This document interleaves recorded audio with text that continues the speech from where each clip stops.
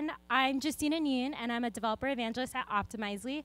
If you're looking to learn about how to triple your experimentation velocity by integrating with your data warehouse, you're in the right spot. I'm excited to welcome Chris Byington, the Director of Analytics at Updater, as well as Dan Storms, the VP of Product at Updater, on stage. Give them a round of applause. Great, thanks so much. Hi, guys. Like she said, I'm Chris. I run the analytics function here at Updater. I'm here with Dan Storms, who runs our product function. We're really excited to talk to you today about how data teams and product teams can collaborate to significantly increase the value that companies get out of their experimentation program. The example we're going to talk through is integrating Optimizely or your A/B testing tool with your data warehouse. But there's lots of other ways that we found that we think are really important where data teams and product teams can collaborate. So this is a high-level overview of what we're going to talk through. Dan's going to give an overview of our product and how we help our users get value. We're going to talk about how experimentation fits into that and why experimentation is so important to our product and ultimately Updater's success. Dan, as a product leader, is going to talk through his experience with varying levels of experimentation maturity, so to speak, at different companies that he's led product at. And then we're going to get right into the challenge that we faced quickly as we were scaling our experimentation program that led us to this solution of integrating Optimizely with our data platform. And then what you guys are actually here for is the solution. So we'll talk about how we achieve this integration between Optimizely and our data warehouse and some of the really cool use cases, some example experiments that we're able to unlock with this integration, and what you should take away as you leave the conference, go back to your companies, and think about the reason you're sitting here today, how to increase experimentation speed. Dan? Great. Thanks. So first of all, we'd love to learn a little bit about you. So how many of you are data people? Raise your hands. Whoa, OK. Product people? Some overlap there. I think you could be data and product. Just regular old engineers? Few, OK. Other? Is there another category? OK, all right, few of you. We'll talk about that later. And how many of you are happy with your experimentation velocity right now at your company? You got 1, 2, 3, a hesitant fourth over there. OK, thanks. So hopefully this talk can help you actually accelerate that, and we're really excited to dig into this. So first of all, we'll tell you a little bit about Updater and what we do. We're a Series D startup, and we're based in New York City. We actually also have an office here in Oakland, which is primarily our data team. And so if you are a data person and you really want to work with great people like Chris, we're hiring, by the way. So check us out. And so what we do as a company is we work with property management companies, real estate agencies, mortgage companies, a bunch of different types of companies. And we act as a digital moving concierge for their tenants, for their customers. And so we help people with all the logistical things related to actually moving from one place to another. And we've been so successful with that part in particular that actually, as of today, we're at a place where we have 20 to 25% of everyone that moves in America is actually invited into our platform. So millions of moves, and we're really, really excited about that. Let me just talk a little bit about our model and how our product works and actually how we make money. And so from a user perspective, we call our users movers. And so our movers, they have access to a bunch of marketplaces. And so you have marketplaces for finding cable TV and internet. We don't have one yet for mobile. So Mint Mobile, who was in here before, at some point we will probably help people change their mobile provider. But we don't have that yet. We do have utilities and insurance and home security and that kind of thing. And so we connect all of those marketplaces in a journey, and we help you figure out what you should do first and what order, and we make it really easy for you to actually accomplish those jobs. On the business side, the value proposition is really clear. We have users and customers who are at this key behavior change moment, and so these companies all want to acquire people, so we help those businesses acquire new customers. So now that you have a bit of an understanding of our business model, we're essentially making markets in a couple of these verticals like insurance and internet and things like that. You can imagine how experimentation is incredibly crucial to the success of our business. Basically, if we fail to experiment, our Updater will more or less fail. The goals of experimentation at Updater are probably pretty similar to the goals of experimentation at all of your companies, especially if you have consumer-facing technology companies. we use experimentation to learn more about our users, what features they enjoy, what features they hate, so we can avoid rolling those out. I'm sure you've all experienced that. And ultimately, also, what features drive revenue, like Dan was saying, for our business partners and for ourselves. And so in that context, once we've made those learnings, before we roll the results of an experiment out, like a successful one, we release it to the wild, we also use experimentation to get a really high confidence that after we leave our little lab of A/B testing and release the feature into the wild, it's going to behave in the way that we observed in our clean room. Clicking into that a little bit, this is the way that we think about experimentation at Updater. We saw a lot of hands up for data people and a lot of hands up for product people, so I'm not going to kind of go on about this for too long because I think you're familiar with the excruciating detail. But generally, for a given experiment, we start with an insight, which could be based on user research. That's something that Dan has brought to Updater that's been incredibly valuable for us. It could be a data-driven insight, which is my favorite kind of insight, of course. It could be like your friend taps you on the shoulder and says, I was moving in this part I really hated, and I wonder if you guys could fix this. We turn those insights into a list of testable hypotheses, which are the basis for experiments. We prioritize them, we run the experiments, we evaluate them, we take some kind of action based on that evaluation. And that could be a learning that informs the next experiment. It could be we roll the experience out to the population of our users. You get the idea. Because most of our feature development goes through this process, the faster we can experiment means the faster we can release features, means the faster that we can deliver value to our users and ultimately improve our revenue.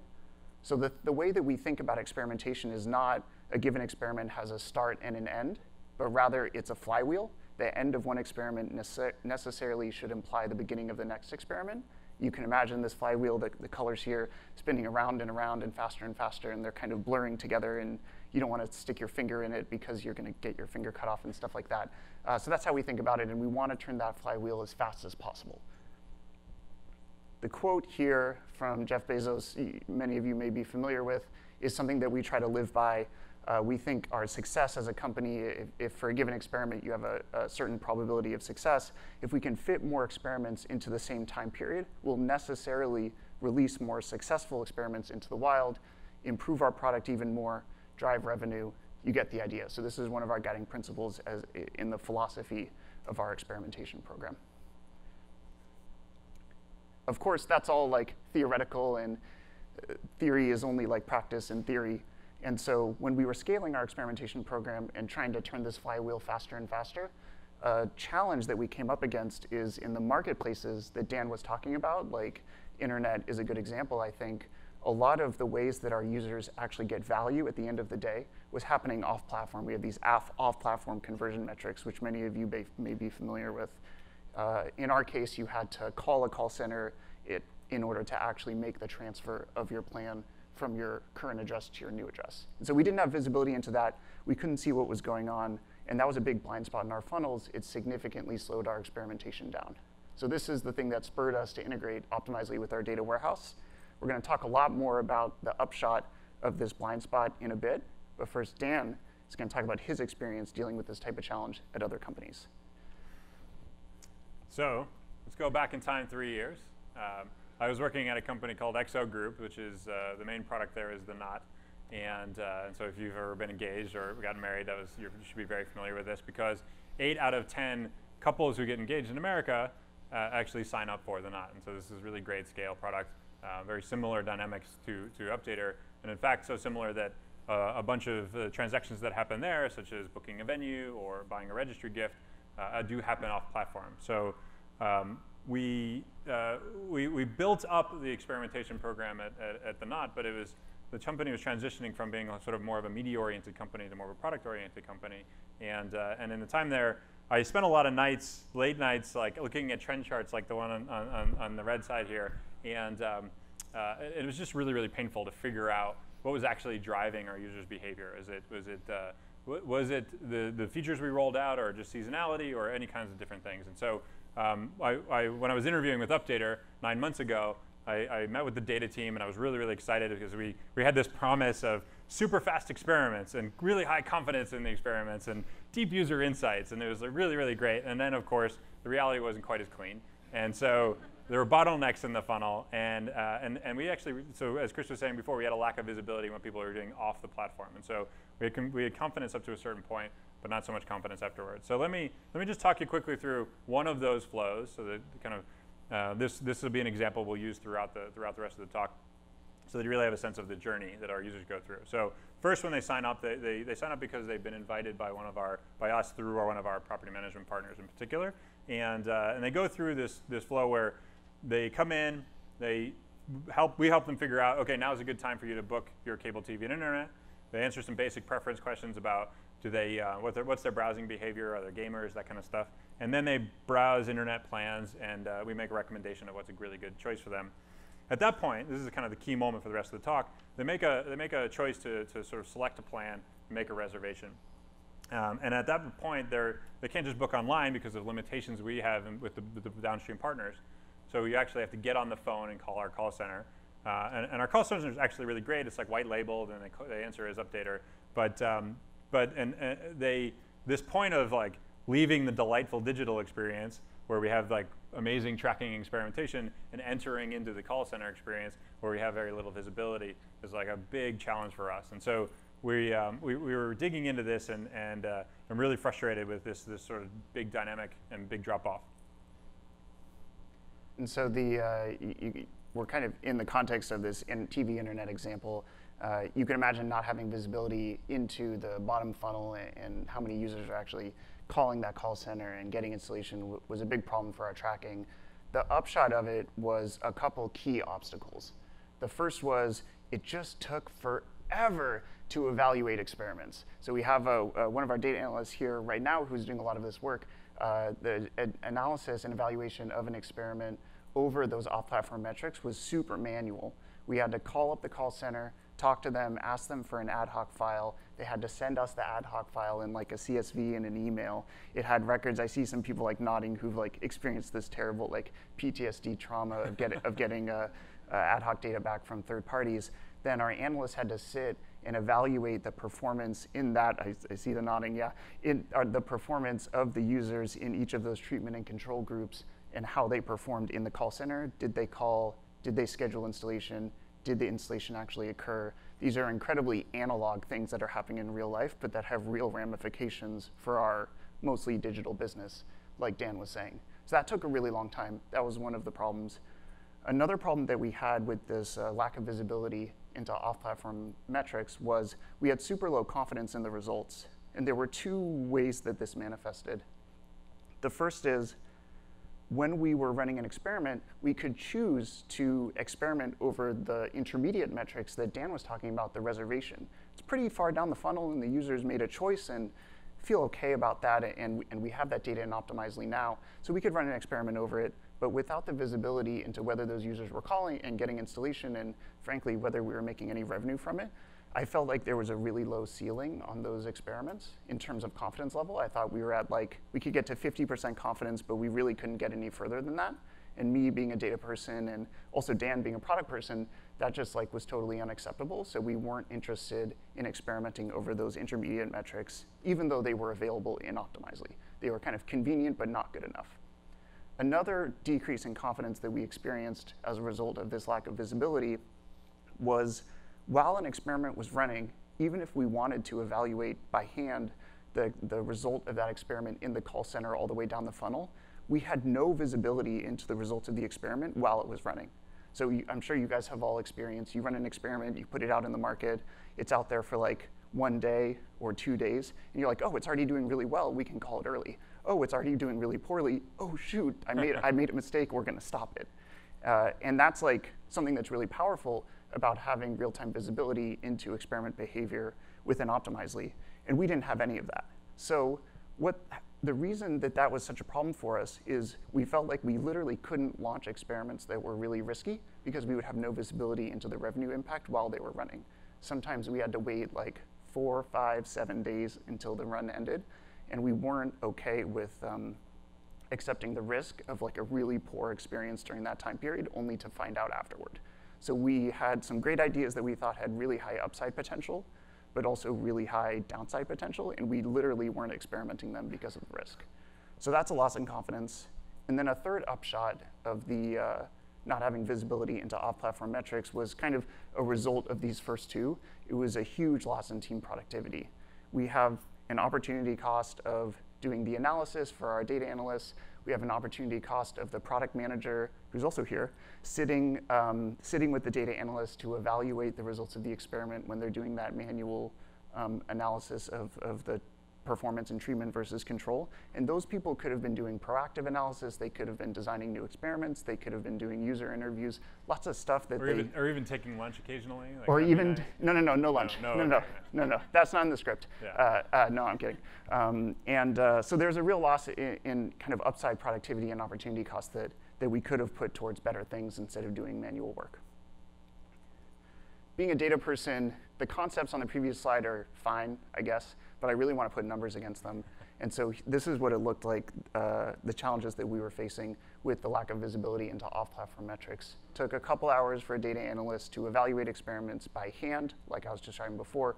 The round trip time from asking for the ad hoc list, getting the CSV, importing it, all of that not so fun stuff was about 3 days. Needed to create a project management ticket. We needed to write SQL. We were evaluating in Excel. I'm kind of going on and on. You get the idea. It was excruciating. And so at this point, Dan and I kind of look at each other. And if we're the co-founders of Integrate Optimizely with your data warehouse, we're like, we're pulling our hair out. We thought there must have been a better way.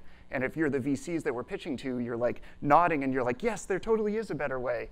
Or like a Shark Tank presentation, for example. And so we dared to think that there could be a better way. And to overcome this challenge, we came up with the solution of integrating Optimizely with our data warehouse. And that fixed this. So let's talk about that now. The solution that we came up with was more of a journey from like identifying the problem all the way to creating the solution. I'm going to talk through it step by step. First thing that we did, and I think in my mind was the most important, was just looking at each other and saying, this is a real problem. We're not experimenting fast enough. There's a blocker to it. We're not OK accepting the status quo of like these experiments taking a really long time and us burning a bunch of ad hoc work just to evaluate experiments. I think what's important here is the technical work that I'll describe in a moment to integrate Optimizely with our data warehouse was not that bad. It took like a couple days of one data engineer's time. Like, we're doing a talk about this, so clearly it's at least relatively important, or someone thought it was. And so the key, like, the way we crossed the chasm and realized that this was a good idea was not like some like technical wizardry of waving a wand, but rather just looking at ourselves and saying, we're not OK with what's happening now. We can imagine a better way, and we need to make it a priority as an organization to fix this problem. That was the first step. Second step was combining forces between data and product. We neither team had all of the tools available to us to fix this issue. The product team had the great business understanding that faster experiments would lead to more features being released, would lead to happier users, would lead to more revenue. Data team had the understanding of the data from the call centers, as well as the technical infrastructure that would be necessary to send the data into Optimizely. So putting those two things together, we were able to accomplish this, but neither team could have done it alone. That's why we're here. The third step was working with that third party. It is a third party. We don't own the call center, but we have a good relationship with them. So we're able to convince them to send us this programmatic data feed instead of an ad hoc data feed, which is great. It saves them time. It saves us time. It's great. And so once they agreed to this, and took a couple months, but they were able to put it together, the rest of the process was not incredibly easy, but at least trivial. Like, we knew we could do it, and we knew there wasn't something out of our control that was going to stop us from creating this integration. Fourth step was our data engineering team. Dan said we're hiring. We are hiring for data engineering. So if there's some data engineers here, love to work with you. Come talk to me after. Our data engineering team imported the raw data from that third-party call center into our data platform. So I'll talk about the architecture of our data platform in a moment. And once we had the data there, we can operate over it in lots of pretty exciting ways, in my opinion, because I get excited about data. We can set it into Optimizely. We can do SQL queries over it. We can do reporting in our BI tool, lots of cool stuff like that. And then finally, you could imagine the last step was integrating Optimizely with our data warehouse by sending those data from Snowflake, which is our data store, into Optimizely's API as an event, just like any other clickstream event.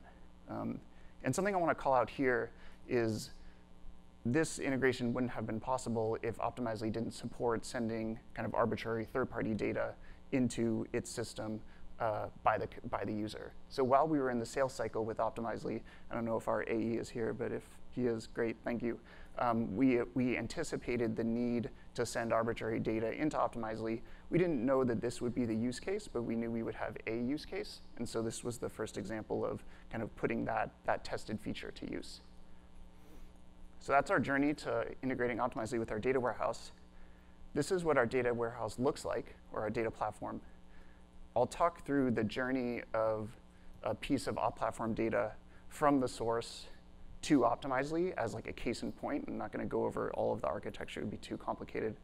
Generally, we're going to go from left to right. We start in the source systems, which are data like clickstream data from our users, or from our stateful data in our application databases, or software systems like Salesforce or Groove, Iterable. We ingest the data from there into Snowflake, which is our data store, like I mentioned before. We're really proud to be Snowflake customers. We love the product. So you can imagine a record about a call or an installation being scheduled or an installation actually occurring is imported from that third party into Snowflake. Then we use Apache Airflow, which is an open source orchestration management system that was developed at Airbnb and is owned by Apache, obviously now, to do all of our orchestration. So we can do snapshots and data quality, and importantly, send data from Snowflake directly into Optimizely's API. So that's what we use Airflow for. And so the data go from Snowflake into Optimizely, and as I was saying before, you can write SQL over it, or product manager can ask a question, and data analysts can very quickly answer it because we have the data kind of at our fingertips, so to speak. These are the experiences that we've unlocked as a result of this integration. And this is like the product that we aspired to make available to our product managers by integrating Optimizely with our data warehouse. So here, you guys are, if you're Optimizely customers, you'll be familiar with these views. On the left-hand side, you can see a product manager is building a new experiment, and specifically, they're specifying the success metrics that they want to include in their experiment. So the first line, the blue line, is the TV internet called success metric. And that's literally, you can imagine someone calling from like a rotary telephone from their home, like maybe someone who's older. They're calling the call center. A record is created of that call. It has a user identifier. It's sent from the call center into Snowflake. Snowflake sends it to Optimizely. It shows up here, and the product manager, in the click of a button, no different from our clickstream events, can specify that as the success metric for an experiment. So to me, that's like super, super exciting that it's really easy. A data analyst doesn't need to know about this. A data analyst doesn't need to help set this up. And I love not knowing about things because I love not working. So that's great. On the experiment side, after the experiment has finished, on the right-hand side, you can see the results of the experiment. The primary metric is the same metric, that TV internet.called metric. This was one of our most successful experiments. We had a 21% lift in the treatment versus control. So that's really awesome. That's super exciting. It's incredibly valuable for the product manager to be able to read the experiment results directly from this pane. They don't have to like create a project management ticket in Jira to like evaluate the experiment. They don't have to wait. It's in close to real time. The statistical significance is calculated here in Optimizely instead of by a data analyst. This is all seamless and automagic, I think is the term that people usually use. So being able to go from creating an experiment to evaluating it, making a call on it without any intervention from a third party, using the tool in Optimizely the way it's designed to be used is super, super exciting. This is like, as you can tell, what gets me up in the morning. Taking a step back, with this integration, the outcomes that we've been able to unlock are generally remedies to the problems that I stated before, so they're not going to be super surprising. Generally, we are able to run experiments much more quickly because we're not having that manual process where we have to evaluate, and we're also able to call experiments quicker if they fail, but also if they succeed. I think the term we use for experiments failing is learning from them. We learn from them. Not failing. Yeah, right. Exactly. Then we can also have higher confidence, so we're experimenting all the way down to the very bottom of the funnel. We're literally seeing if the users are getting the value that we promised them out of the product. So that's really exciting. We also, that's how we make revenue, which is great. So we have very high confidence in the impact on revenue. We automated a manual process So we're not spending ad hoc time doing these manual evaluations. And then there's another outcome that we were able to unlock that we didn't expect from this integration, which is we've been able to pull the data from Optimizely about which users are sorted into which experiment into Snowflake to do even deeper analysis and understand we're seeing an experiment result, we're seeing treatment win or treatment lose, but we don't really know why. As the experiment is running, we can dive deeper into the exact drivers of that experiment result if we choose to spend the additional time. And I'll talk about an example of how we did that in a moment. Going back to my metrics mapping against this challenge that we faced, I teased this teal column, so I have to show it now, of course. We took all of the things that were taking non-zero time for a human being to evaluate and basically took them to zero. No data analyst intervention, no intervention from me, no Clubhouse ticket or no Jira ticket required to evaluate an experiment. We're not writing SQL, we're evaluating experiments in Optimizely like it should be. This is an Optimizely conference after all. The product manager can self-serve results. We can run really risky tests, and then if we see they're not working, cut them off quickly, but hopefully they are working, and then we get that upside from those tests. The title of the talk is Triple Your Experiment Velocity, so I have to show you some receipts. These are the receipts. This is actually the number of experiments that we launched from our product changelog, which our product management team maintains, and you can see right around the time that we launched this integration at the beginning of this year, we're able to, I would say, more than triple experiment velocity. And the thing that I'm most excited about here is we have made a ton of progress in our experiment velocity, but I think as the months go on towards the end of the year and we continue to work together very closely, we're going to be able to continue to increase the experiment velocity. I wouldn't be surprised if July and August, September, October, November, December are much higher than the bars you see here. So now Dan is going to talk through some example use cases of this integration. Great. So yeah, the first example we wanted to share is just an example of where this whole system unlocked some really good insight for us. So first of all, if you imagine our product, if we were talking before about the finding a cable TV or an internet plan, you're shopping for the experience, and on the right side, your left side, sorry, you actually see we had relatively limited information, and this was partly because the downstream providers provided this sort of opaque information to us, and so we were able to provide the best we kind of could to start, but we knew that our users needed more information to make a good decision. And so we did some initial work to actually start providing that information. We thought of this as a signal test. It's like, is the rest of this work really worth doing? Let's try and figure this out. So what was fascinating about this test and the results was, when you think about that on-platform conversion up to the point of reservation, it was actually basically flat. So we did this thing we thought was going to be really powerful, and it really didn't change user behavior. But then when we watched it all the way through into the call center, our successful conversions was actually up 15%. And so when I look at this, I would think, okay, if we had just ended our evaluation on the on-platform point, we would have said, well, this wasn't successful. We'd go back to the drawing board, try and figure out a bunch of stuff, maybe even scrap it entirely.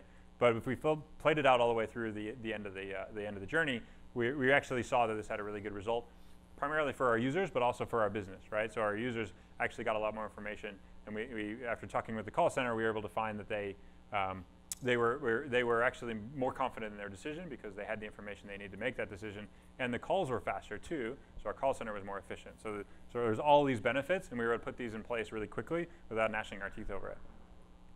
The second example is one where we were talking about taking big swings, right, and taking bigger risks. And so by not having really good visibility and into your overall conversion and experimentation and in the experimentation platform, it's really hard to be confident you can go and take one of these bigger swings. And so this case, when I joined, there was this well-established dogma inside of the company that this idea of a reservation, so like selecting a plan and then like getting a reservation number, was really important to the full conversion. And I wasn't totally convinced that was actually the case.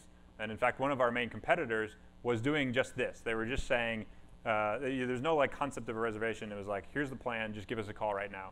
And if you think about like the classic product manager playbook, if you're looking at an overall conversion funnel, you want to just go in and grab one of the steps and take it out and just say, okay, less steps means higher conversion. That's like sort of the classic move that we make. And so we thought we'd give this a try.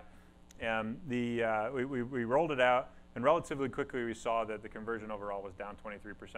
And so what was great about this was we were able to do this test, ended only after a couple of days, so it didn't have this dramatic impact on our revenue for that month. And more importantly, from my perspective, we ended all the debates about whether this was a good experience or not, right? Like, it was definitive, we tested it, it's done. We were not like killing productivity by like perpetually revisiting it and talking about it over and over and over again. Great. The final example we'll talk through is an example of syncing experiment results from Optimizely into your data warehouse. The experiment that we ran here was also with our TV internet booking product. In the past, we had only given users the option to book a new package. They would choose among the packages available at their new address, and they would choose one. We thought, through some user interviews, a number of people told us they actually just wanted to transfer. That actually sounds a lot easier to me, so we figured we would give our users the option to transfer and see how they did. So we created an experiment where the treatment group was given the option between those two things, and the control was only given the option to select a new package. While that experiment was running, we said to ourselves, this is a pretty big change. We're basically creating two different funnels. I'm a little worried about this. Why don't we sit down and analyze it more deeply? So data analyst, product manager who own this product sat together. They mapped out in huge detail the exact steps, the exact steps of each funnel, and tried to see how users were doing and where they were dropping off, and ultimately answer not just the what, which the experiment results do tell you, but also the why of what it was happening, which is obviously the holy grail. They found that in that transfer workflow, users were getting to the end of the in-app experience like really pretty quickly. So we were excited about that. But then when they were calling the call center, there was a huge drop-off. I think the drop-off was like twice as high as the drop-off we were seeing in the flow where the user can choose their package. So while that experiment was running, we called our call center up and asked them, what's going on? They listened to a couple of the recordings from the calls of users who were trying to transfer, and we actually learned that many of those users, the package and the provider just like wasn't available at their new address. So it wasn't even that the users were dropping off because they were choosing to abandon, or they were bouncing, or we were doing something wrong with them. It was just impossible to get that transfer, and that product wasn't the right thing for them. The right thing for them would have been to have them choose a new package that was actually available at their new address. So while that first experiment was running, we designed a second experiment that would go live right after the first experiment went, where we were much more forceful about explaining to the user in the application whether or not they were eligible for transfer. We launched that experiment, I think, the day after that first experiment ended. And we saw in that second experiment a 2/3 reduction in the rate of users calling the call center in an attempt to transfer and actually being denied transfer because it was impossible. So it's like a really great thing for our users, like Dan was saying before, and also we could direct them to the right product for them. Ostensibly, they convert better, and so it was good for our revenue as well. So it's kind of a win-win. And what unlocked that was syncing which user got which treatment from Optimizely into Snowflake, our data warehouse. OK, so we're going to share two quick thoughts to wrap up here. And so the first one is just experimentation velocity. We've certainly found is a key enabler of success in our company. As a modern product company, this is just like, this is a foundational thing. And we hadn't been spending as much time on it as we should have. And once we started to, it really enabled a lot of great things for us. There's an analogy here that I like, which is if you go back 15 or maybe more years, I'm dating myself a little bit, but you can remember when QA was this incredibly manual thing, and you had these long test cases that product people and QA people had. They sat down and they pounded their way through these. And so software delivery was really slow because you had to go through these cycles, and actually deploying new features was really slow as well. We think that like people are going to be looking back on experimentation in the same way in hopefully a couple of years and maybe less, because now we're going to say, man, like I can't believe we had our experiments run so slowly and it just took forever. And they're going to have the same level of disdain for that as we have now for like intense manual QA processes. The second point is really a partnership between data and product. And so what's really common is throwing something over the wall, and they throw some analysis back, and we throw things back and forth. And as Chris made, the point that Chris made before, I think was really powerful, which is like we had to sit down and partner on this, and actually figure out what the problems were, and like really commit to making this change. And we found that this commitment made the big difference. And so we want to leave you all like kind of with with the hope that you take this away to make that same commitment to triple your experiment velocity as well. So thank you very much. You can tell you're really excited about this. We'd love to talk to you afterwards. And if you want to talk before Ashton Kutcher's talk, we can stand outside in the hallway as well if you want. But thank you very much. We appreciate the time. Thank you. All right. Questions? Yep.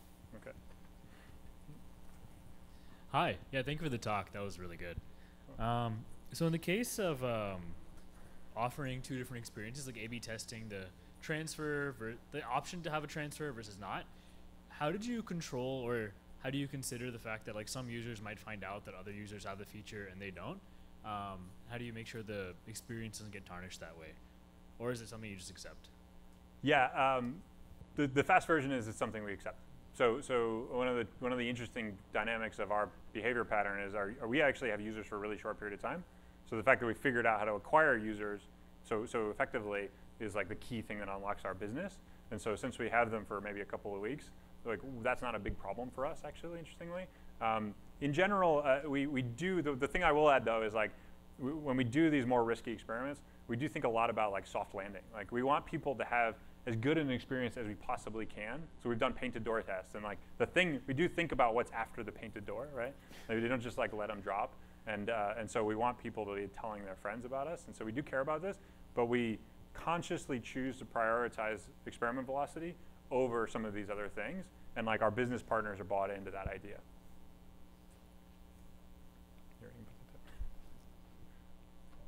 So how often do you push data from the third parties to Optimizely, and is it like every day or continuous? And do you see any like loss of functionality using Optimizely with this process? Yeah, that's a good question. You're a data person. Yeah. Great, I guess.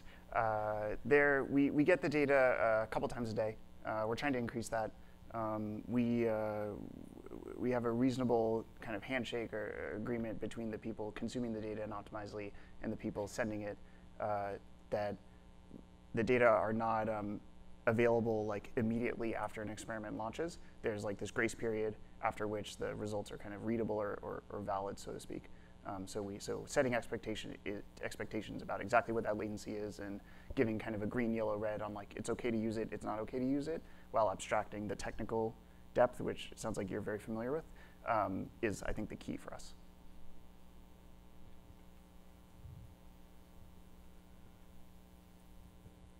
Just for clarity on your integration, are you guys using easy event tracking? Is that the mechanism that you're using to send the data? For the off-platform data? Yes. We are not. We're taking flat files from the call center, like a literal CSV, and then we're structuring that data in Snowflake, and then we're making an API call using Airflow from Snowflake into Optimizely's API, which allows for like basically custom events. Yeah. I wish we were. I have no idea what they were just talking about, by the way.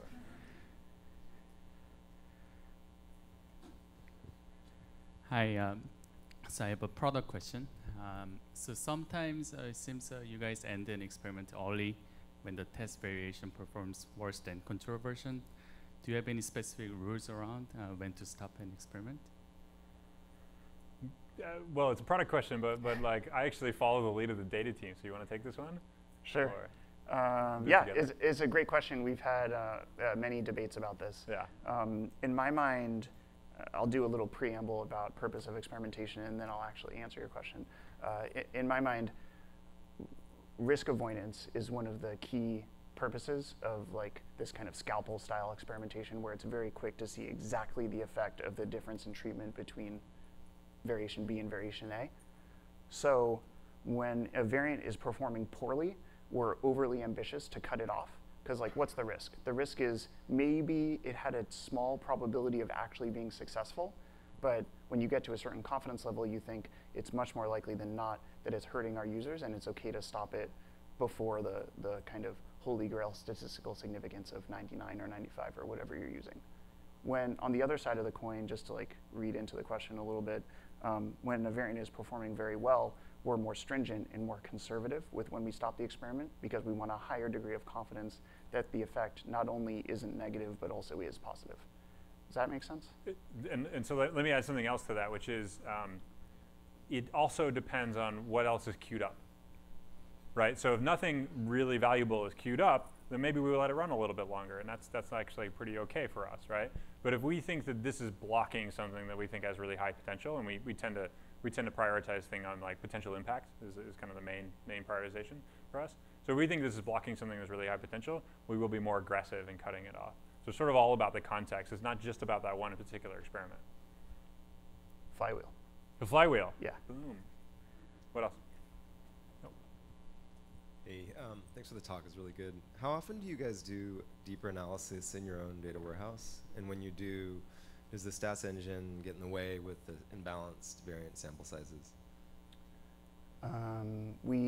So question is, how often do we do the example of the deeper analysis on an experiment that's running?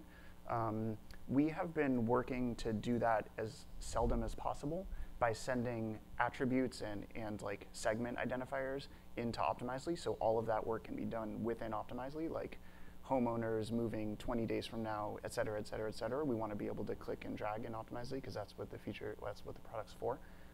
We probably do that kind of analysis on like 1 in 10 experiments. And then does the stats engine get in the way? We mostly do equal splits between our variants, so it's not much of a problem. Yeah. But if they're unequal, as long as it's random, then that's fine. Thanks. So you guys talked about, similar to that last example, piping and mapping the users that are in either test or control into your internal data warehouse and then pumping that back to Optimizely. When you guys do that, I guess, how do you structure that mapping within your own data warehouse? Like, say if a user's in multiple experiments at the same time, like is it at a session level? And I guess even within your tables, like do you flag every single experiment that was active during that time and which one they're in? But like, just curious about how you structure that within your own data warehouse. Yeah, that's a great question. We almost all of our treatments in experiments are for the user lifetime, so we're not applying on a session-by-session basis, so we don't have that problem. We have like a master fact table, basically, or like that concept of user, experiment, variation identifier, and then that data, that's like not human readable, then we can get the human readable experiment names and variation names from Optimizely as part of the integration. We use Fivetran to bring that data into Snowflake, which is great, it's point and click. And then from there, depending on the use case, we can join it to other business data. Yeah. Any more? In the back?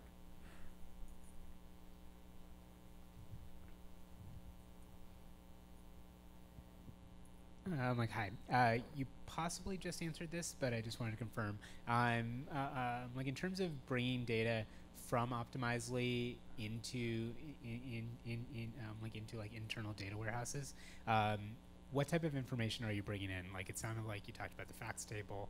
Like what other data kind of are you bringing in beyond just that? Sure. Right now we're just bringing the user, which experiment they were a part of, and which treatment they got in that experiment. All of the other data that exists in Optimizely also exists in parallel in our data warehouse because it's just events from our application. And those data, the application is the source of truth for that data. It gets sent to Optimizely, but also into our data warehouse. So we can get that. We already have it. The thing that we don't have is which variant a user was mapped into, or in the case where we're running an experiment that doesn't run over all of our users, whether or not they were actually in the experiment at all. I think this will be our last question. Thanks.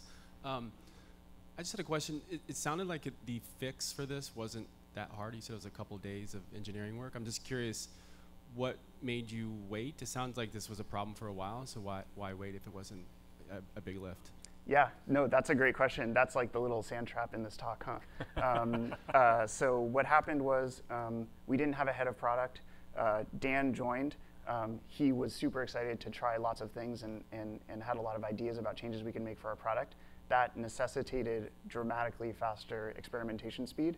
Dan and I worked together to like overcome the roadblock we were hitting up against, whereas before, frankly, we just weren't experimenting fast enough for that to be the bottleneck. Yeah, and I would add, like, I was shocked that it got done in a couple of days, right? Like, I assumed this was going to be a month's worth of work, right? And so we started digging in, and they were like, no, it's probably not that bad. And I was like, what? But literally, if you think in elapsed time, what took a long time was getting the automated feed and a reliable feed from our third party. So we may have underplayed actually how hard it was, right? Like in terms of like our employees doing work, it was hard, but it was like convincing our call center partner that they should prioritize this amongst their list. That was actually, I think, a little bit harder. But yeah, I was actually quite shocked that it was not significantly a lot more work.